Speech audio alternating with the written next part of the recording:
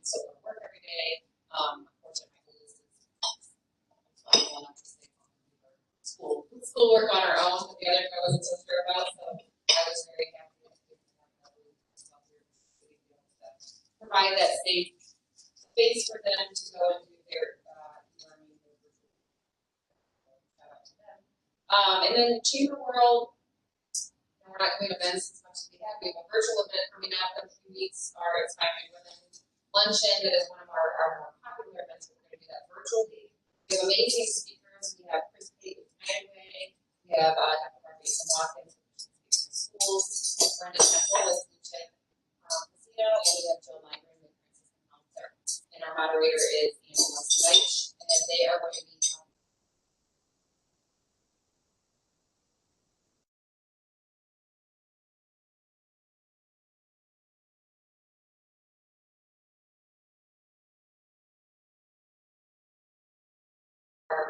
virtual participants will receive ahead of time and have some great videos in there. And then get ready to pick up some shop local, support local campaigns as we go into the holiday season. So as everybody with our small businesses and our nonprofits really as much help as possible. Well, sounds like you're staying busy for sure. Sure. Congratulations. If you're going to have the people on the screen talk, you have to turn up the speaker. Oh, okay. Well, Becky, do you have anything that you'd like to add, Becky, before you introduce our program? I'm a great example of the change shortage in our country. I have no cash. Change. Yeah, I have no cash. I'm the cash shortage example today. Okay. Okay, well, I went into the bank the other day and I took a big container of coins, and I said, well, I guess I better turn these in and do my thing for preserving the monetary system in the United States. Well, she said it's over. She said, yeah, we'll take them, but she said there's no shortage anymore. Still in Chicago. Yeah. Who was? Yeah, they all want the exact change. So for the most part, yeah. Yeah, I'd like to give $2 to the Salvation Army. I'd like to give $1 to the Boys and Girls Club. I'd like to give $1 to the Rotary. I don't know. To the Sergeant at Arms. Yeah, there you go. Thanks, Dennis. All right. Let's see. We got Jim Scott over here with a lot of money in his hand. Well, I tell you, Pastor Dennis has been a champion for polio beyond belief for the last few years. And congratulations, your interview was awesome on WIMS.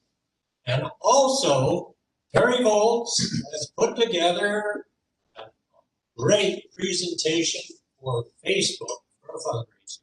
So, yeah, I also want to recognize Big Time. Thank you. Glad to be a part of it. Thanks, Terry. Thank you, Jim.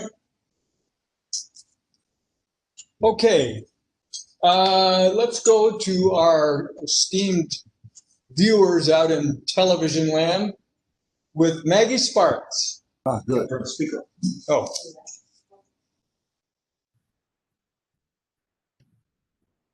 Ooh, let's see how this works. Okay, Maggie, go ahead. Okay. We'll just see how this works. Hi, everybody. It's good to see you. Sorry I couldn't join you today. I just wanted to mention that, I got a phone call and an email from Tom Keene asking for help. So at the time I ignored him. True confession. But I'm glad to say that I'm using my donor advised fund that I've worked hard to build up over the years. And I just had our accountant send a check to Rotary Club to make up for all my past missings of meetings and so forth. So it's for $300. $100 will go to the Polio Plus program because I can't imagine anything more impactful than eradicating polio. It brings me great pride. And then the rest will be split up between the turkeys, the holiday turkeys, Boo at the Zoo, and the Rotary Garden maintenance. So I just wanted to share that. If anybody would like to start a donor advised fund, it's pretty cool. It'll go on forever. And then I don't have to write the checks, which is cool. But mostly we can use it to support Rotary and our activities. So Tom, thanks for asking, because most people don't give unless somebody asks. So good on you. Sorry I ignored you, but here we go. So that's what I have to report.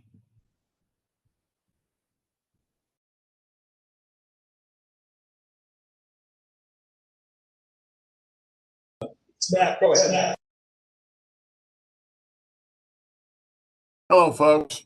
Hope you all can hear me okay. First of all, thank you to Terry Volz for stepping up almost immediately when we asked to create the web page. The web page, it's the Facebook page, sorry, not web page, Facebook page. The Facebook page is Michigan City Rotary Club's International Polio Awareness. Right now, we've had about 107 people who have looked at it. We ask you to go find it and like it and share content from that page. Thank you to Tom Green for mentioning the interview. I think it went off very well, and it was such a great, great pleasure to spend the morning with Pastor Carroll. He's a radio natural. It sounded wonderful. You can find that, if you have not heard our interview, you can find it on our Michigan City Rotary Club's International Polio Awareness Facebook page and listen to it. Rick Federici tells me that he's going to be airing it several more times, and he will definitely air it on October 24th during his morning program in honor of Polio Awareness Day, International Polio Awareness Day. On the Facebook page is a tab where you can donate. And I wanted to make sure that that tab was working okay. So I clicked it and I donated $75, which is what is the recommended donation. Again, the way that Facebook works is by each of us asking other friends to like the page and to donate. That's how Facebook works and becomes viral or exponential in its outreach. So I urge you to do that as part of our Rotary advancement of our polio awareness.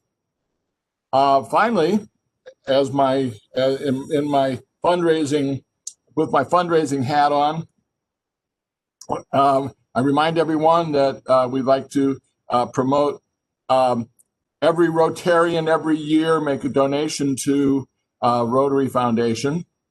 And lastly, if you haven't updated your dues, please go to our Rotary page and our Club Runner page and pay your dues. There you go. That's my news for today.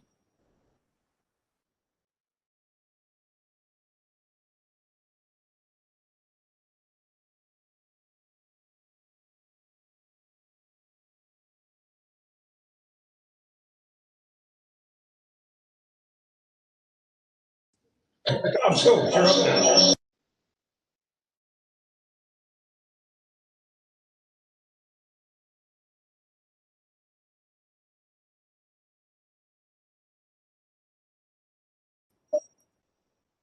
Jim Welborn, you're muted. We can't hear the meeting.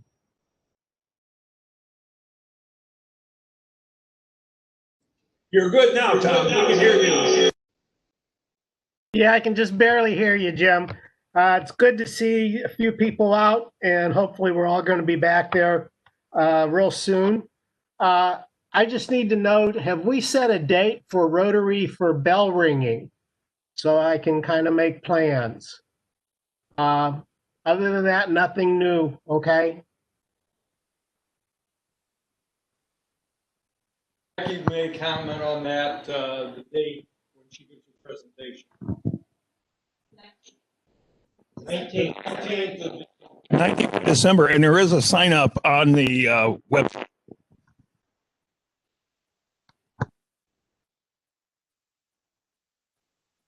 Can you say? Were you able to hear that, Tom? No. Do the date again. December 19th. Did you get that? December 19th.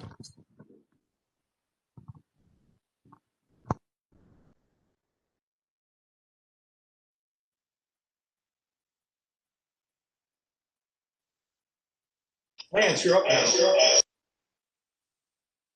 now. This is Lance Warner. The only thing I wanted to mention is we have our Service Above Self Awards, and that will occur on November 5th, 9 a.m. at the Salvation Army. So we'll be giving out the awards for police, fire, teacher, JROTC student, and we also added one for the Sheriff's Department. So 9 a.m. on November 5th, we'll be meeting to make those awards. Thank you. Tom and Sandy. Hello, everyone. This is Tom Cypers. Sandy's not here today. I just want to wish everyone well, and a special birthday wish to Maggie. I see she has her crown on, so that's exciting. I hope we can all get back together safely soon. So that's all I've got. Thanks.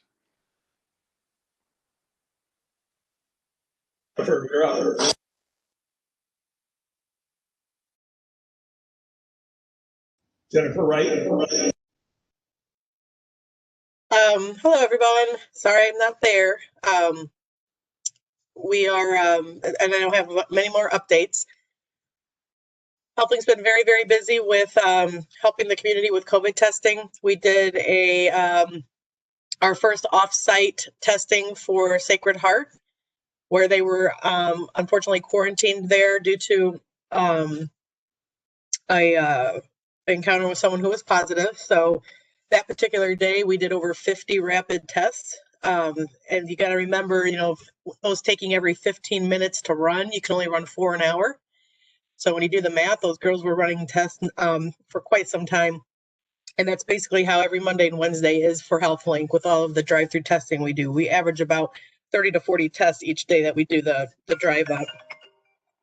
So it's been extremely busy with that, unfortunately, over here, and it's getting busier, not less. We thought it was starting to die down there for a minute, but it has ramped up and got us pretty busy. So we are glad to help the community. And if you know of people who are struggling and need tests, by all means, send them to me. They don't have to be patients. We are here to help. And that's it. Thanks, Jennifer. Thanks, Jennifer.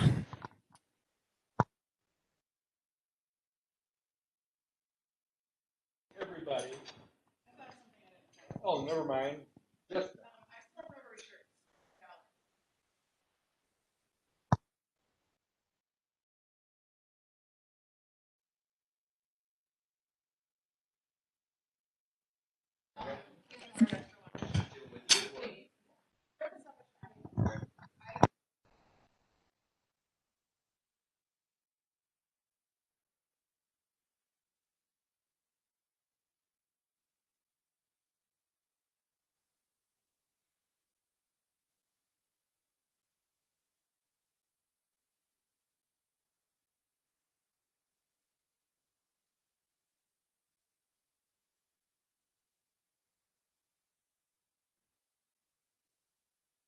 who contributed to the garden fund.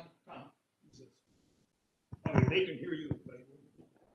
Thank you, everyone who contributed to the garden fund, and thanks to everybody that's been helping along making that thing look good for next spring.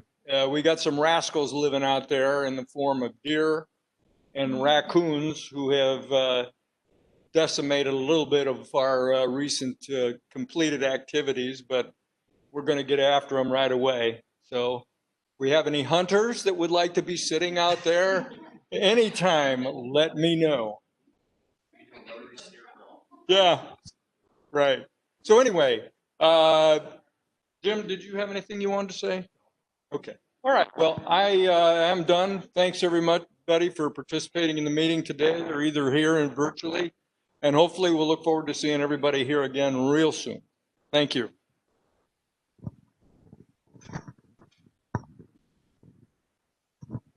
Major Becky, are you ready?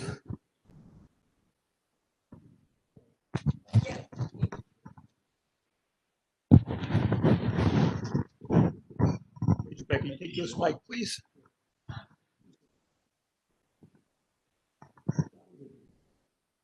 All right. Does everybody hear me okay? All right. Well, thank you for having me speak today. I struggled with what to talk about because it would, there's the camera. Okay. There we go. Can I take that home with me? No. That's a nice camera. No. I struggled with what to talk about today because this has been such an odd year, and many of you know so much about the Salvation Army and what we do. So I don't want to just kind of go back over everything that we've normally went through. But if you have questions, I'd be happy to ask those, answer those. And, if you can come up with the most obscure question, maybe we'll find a prize, or we'll send you home with a yard sign. You can come up with the most obscure question. So since I mentioned that, before I forget, we do have some, see, I'll show it to the camera too so they can see. We do have some handy dandy yard signs. We are asking for a small donation for these if you can, but if you can't, just please take one and put it in your yard, put it in your place of business. If you're online and want us to deliver one to you, we can. But we're just trying to get our image out there, remind people that we're here because we're anticipating this is going to be a tough year. It's going to be a tough year for lots of reasons. We know that number one, it's a tough year. Right. I ran some numbers this morning because we've kind of been talking about this. Nationwide, the Salvation Army has seen 155% increase pretty much across the board in the need for service. So I ran our numbers today to compare them to last year, and we're seeing 165 here in Michigan City. So we're just a little bit above the national trend. We're also seeing about a 25% increase in new families that we've never served before. So we're seeing lots of new people, but we're also seeing people even have more need than what they've had in the past. So that's just, raw data from here in Michigan City of what we're seeing. So we're very, very concerned about Christmas because nobody can run these numbers because they scare me. But if you apply that percentage to how many we usually serve at Christmas time, we normally serve just a little over 600 families. So if you apply that percentage, it scares me. And we anticipate that the need is going to be so much greater this year. One of the things that we are doing, which makes us more accessible, which is good, is that we are asking clients to apply online for assistance. And our online application went live about an hour ago. So right now, people can go online. We'll be posting it throughout the day, letting people know that they can go online to apply for Christmas right now. Normally, we start our Christmas applications right around Halloween, but since we're doing the online process, we're giving people more time and trying to get information out there. And we probably get 10 phone calls a day, even right now, saying, when can we apply for Christmas? Because people are already anticipating the need and already anticipating that they're going to need something. Jessica, do you have something you'd like to say too?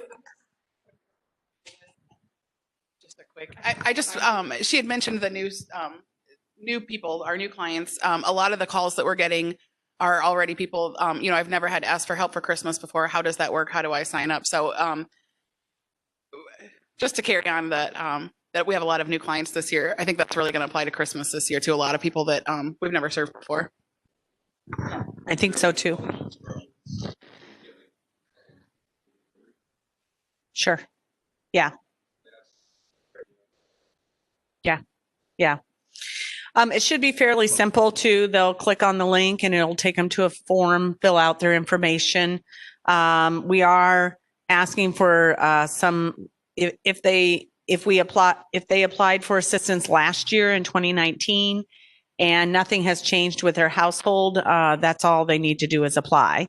However, if something has changed or they didn't apply in 2019, we're asking for a little bit of documentation that they can either send to us electronically or we will have dates for them to come and just show it to us.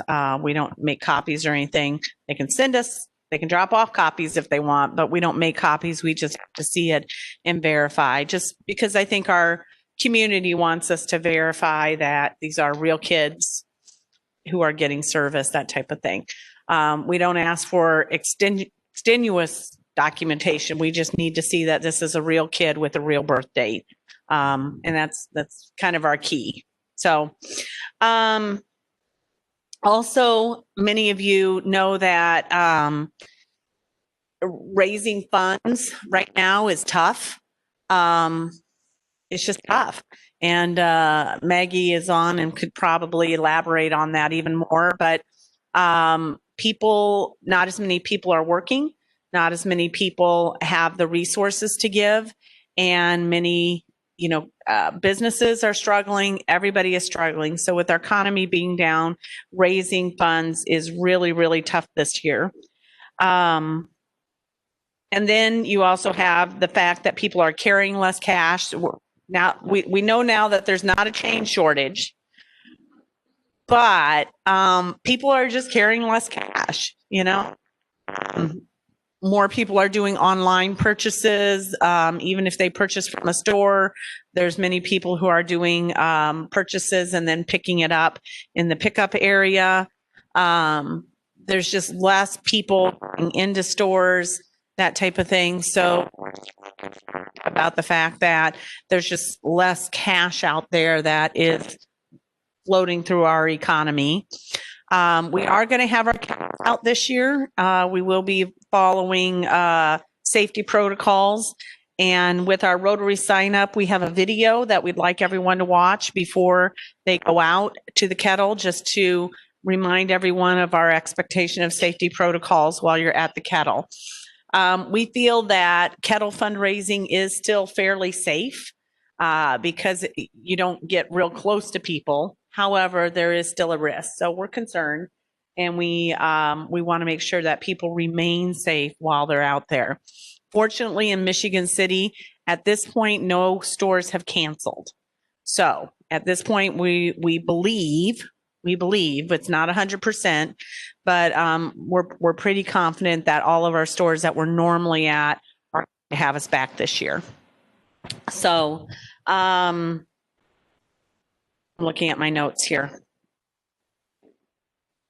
So I think, this year, every donation is going to count. One of the things that I love about Michigan City is that Michigan City really does support us and really does believe in what we do. And so we greatly, greatly appreciate that. And we want to remain faithful to that and really do the very best for this community too. So, Jessica, do you have? When COVID first started, it was interesting. When COVID first started, we just made the decision immediately. It was like almost not even a decision. It was just well, this is what we're going to do. And we just opened our doors and started serving people. We do it through a drive-through fashion. So our alley has seen lots of wear and tear, but we do it in a drive-through fashion where we pre-package everything, and then people drive through our alley and we're able to put food directly in their car and they can continue to go. That way, we in our building, because if you've ever seen our lobby, we've put 30 to 40 people in our lobby before, and it's not a safe thing anymore. So we don't want to put people in our lobby. We don't want to bring people in our building if we don't have to, but we're going to serve people. We're always going to be serving people, no matter what our barrier is. So any questions? Or Jessica? Fine. In light of trying to be safer this year, I don't know if you guys remember seeing last year on the kettles, I intentionally put them on the back of the sign, and I'll tell you why in a second, but there's a QR code or a place to bump your phone to make a donation. And I put them on the back of the signs last year because I wasn't pushing it that much because the Salvation Army nationally decided to do, when a donation was made digitally, it went to the donor's billing zip code, Salvation Army. So I live in Porter County. If I made a donation in Michigan City, that money would go to Porter County, not to Michigan City. And there's a lot of people from out of town or even outside of Michigan City area. People like Katie lives in LaPorte County, but she calls Michigan City home. Her money would go to LaPorte County instead. So they were there, but I wasn't telling everybody about it. This year that changed. We customized our QR code and the bumps. They're very unique to Michigan City. So now any donation made digitally at a Michigan City kettle, that money will stay in Michigan City this year. So they're on the front of the signs this year. And even better, I have a little business card with our custom QR code on it. So you can make a digital donation right now to our kettles, or you can share this with your friends and family, and they can make, the card says, a new socially distant way to give back this holiday season. To the Salvation, one thing that I should have said from the very beginning is the Salvation Army knew that this year was going to be a challenge, that the need was going to be up and the resources were going to be down.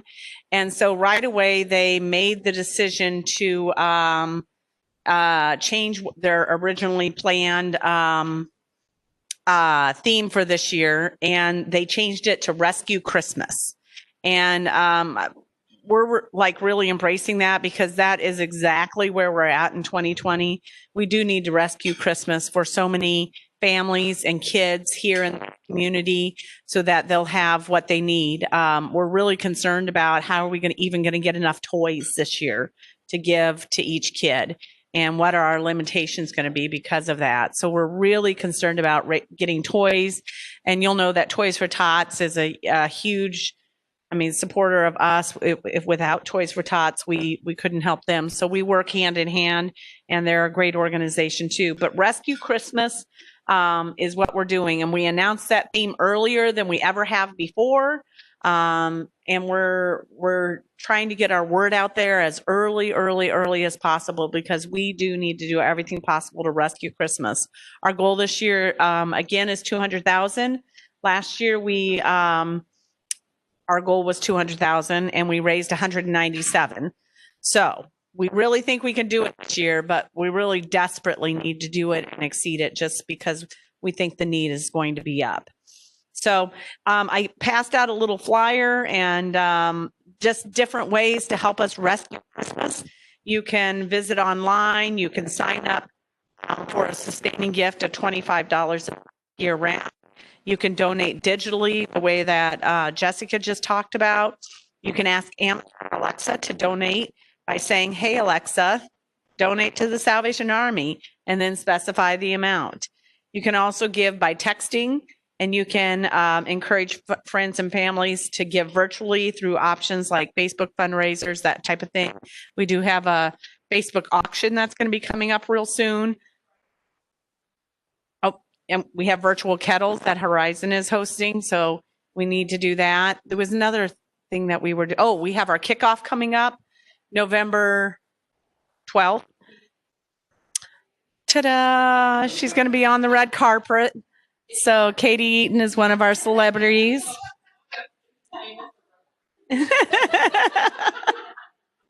Katie's getting too famous for Rotary. Yeah. We have our kickoff happening, and the McDonald's lobbies are closed, and we have to be socially distant and everything. So that's not going to be. We can't do it in the side lot over at McDonald's, and we're going to have a drive-through Christmas kickoff. So drive through there, see our painted kettles, pick up a cup of coffee that morning, drop in a donation, and just drive by and celebrate that morning as we kick off our kettles. We're also having our advisory board is manning our kettles on our first weekend, which is November 6th and 7th. And we're dedicating that weekend in honor of Jim Jacksta, and having our board go out and do that. So if you see our kettles that first weekend, drop some money in there in honor of Jim and all that he meant to the Salvation Army. Yes, question. All right, I need to know the actual dates and places that you want volunteers for Rotary, so I can get the sign up online. I don't have a sign up online for Pardon? Yes. Yeah, so probably so early I misplaced it. Right, yeah. Send it to me in August, I'll never find it again. The other thing I wanted to point out is on our website right now, you'll see it says Thanksgiving dinner via the Salvation Army. Okay, we are looking for volunteers that are listed there for transporting the hams and turkeys to the Blue Chip and then to the Salvation Army. We're looking for getting you to help box up meals. We're try to get you to delivery meals, but that has to be cleared ahead of time. So if you sign up, make sure you get a hold of Jessica or Becky. And last but not least, we also want you to help distributing the meals through the drive-through. Now, if you want to sign up for any of that, there is a sign up. Click on there. That will take you to a location. Let me see if I can get it to come up here. At which you can go in and fill out which thing you want to do and when you want to do it. Okay. So you can get to that on the website and you can get that working that way. In addition, Becky, if you get us the code, the QR code, we can put that up on our website so people can donate through that way. Okay, and I'll work together with Jessica and we'll see what we can come up with to get on our website too, to back your, now we'll all go on our Facebook page.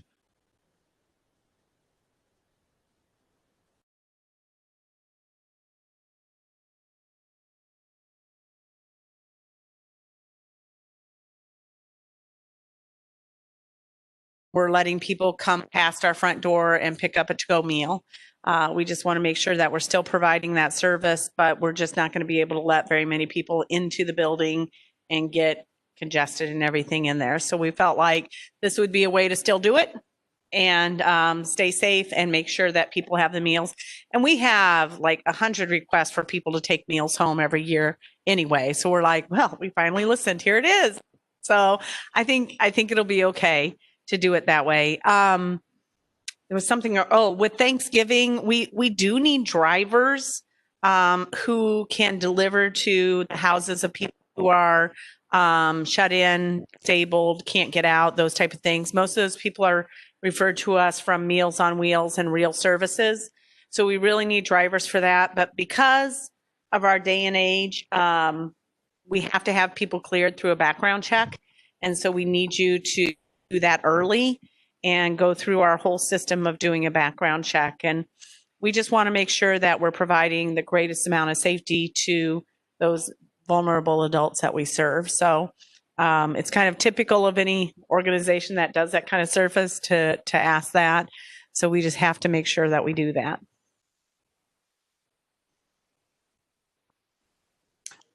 I think we changed it to 11:30. We need to check with Crystal on those times. That's why I was looking at you. I think it's changed. So can you verify those times? Yes, Thanksgiving Day. Yeah. So, yeah.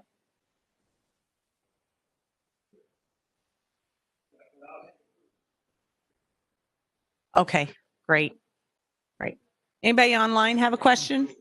Hey, Becky, can you mention about the Applegate family? Yes, I can. Do you want to talk about that or you want me to?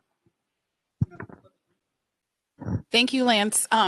Overwhelmed by all the Christmas, but yeah, we all know and love Megan Applegate here. But this year, our Christmas campaign chair family is the Applegate family. So Paul and Sharon Applegate from Applegate CPA, and all 4 of their children have agreed to help with our campaign this year. And I just talk about one of the best families in Michigan City. It's probably my opinion, but I'm sure there's a lot of people who agree here. But yeah, they're all so amazing, and they do so much in their own ways. They're all just like a big cheerleader for Michigan City. So we're really happy to have them on Team Salvation Army this year. And the crazy thing is they agreed last year after Christmas. So they didn't even know that COVID was going to be happening, like the most challenging year. And they're like, well, we already agreed to it. So. A unique thing that Paul is bringing to the table too is, can I say that before we announce it? We're doing an auction. We'll be doing a Facebook auction. And one of the things he's auctioning off is that he will come to your house and cook a whole meal for, I'm not sure how many, but I guess, yeah, come out before, and I guess it's usually a pretty heated auction. So look for that and watch how that auction goes on who will win that prize. So anyway, it'll be awesome. Anyone else online have a? Yeah, I knew Maggie would have a question. I was counting on it. I love it. It's not tricky. though, sorry, it's not tricky. No, thanks for all you do. We've been seeing Becky and Jessica weekly because we've been convening them around the shelters and also the rent assistance issue. So they've just been great partners. So we have a really great Salvation Army. And but my question was, how many volunteers do you think you're going to need for Thanksgiving? Yeah, like the drivers in particular. Sure. We've already put together a grid of how many we're going to need, and we're purposely limiting that just because we don't want to have that many people in the building. We want everything to be as spread out as possible. So unfortunately, we will not have as many volunteer opportunities this Thanksgiving just because we're trying to spread people out. But we still need that. And our greatest need is those deliveries with people who have been screened. And so if you can do that, one of our greatest needs that is very socially distant. So you won't even come in the building. You'll meet us at the door. We'll give you your deliveries. We'll give you your food, and you'll be on your way. So good question. Yep. So, yeah, just a follow up to that then. So maybe it would be safe if people think they might want to do it, go ahead and sign up, right? And then if you don't need us, you don't need us, right? Right. Definitely. Yeah. Yeah. Screen drivers is something we definitely need, and we never have a shortage of, even during COVID. So I would say if you can do it now, do it soon. But that would be our greatest need. And probably our safest thing to do too. So, Jim. I figured somebody to ride with me. In other words, I would drive. Yes. Question is, can I bring somebody to ride with me? Yes. We need a minimum of one person in the car who's been screened. So just one person has to be screened. So. Any other questions online? Okay. Well, I didn't feel like this was like the, most exciting presentation you've ever seen this year with bells and whistles and everything, but COVID has just thrown all of us such a curve that this year is we're just concerned, but we're going to rescue Christmas. And we just need to continue to lift up in prayer these folks who are contracting COVID. My sister was diagnosed yesterday and brother-in-law, so we're very concerned about that. We just need to pray that the numbers go down and we can get this resolved, and we can provide Christmas for some of the greatest people in our community who are in need. So thank you so much. Yes. I don't know if I really need the mic, but I would just like to say here's $20 because I definitely want to take one of those signs home with me. Appreciate it. All right. Thank you, everyone.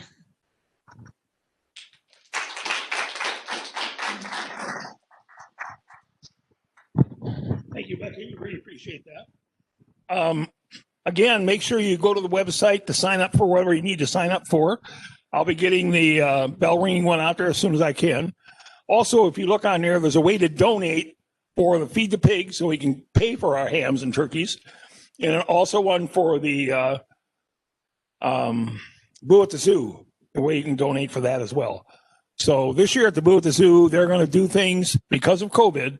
We're not going to have a station inside the zoo. We're going to the children will be taken through the zoo, let them look at the stuff, and as they leave, they'll be given a goodie bag. And in that goodie bag will be some candy and stuff. And that's what we donated $300 to the zoo to help pay for the candy and stuff in the bag.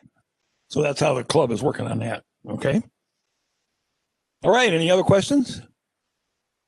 If not, we're adjourned. Thank you. Thank you, people online, for coming.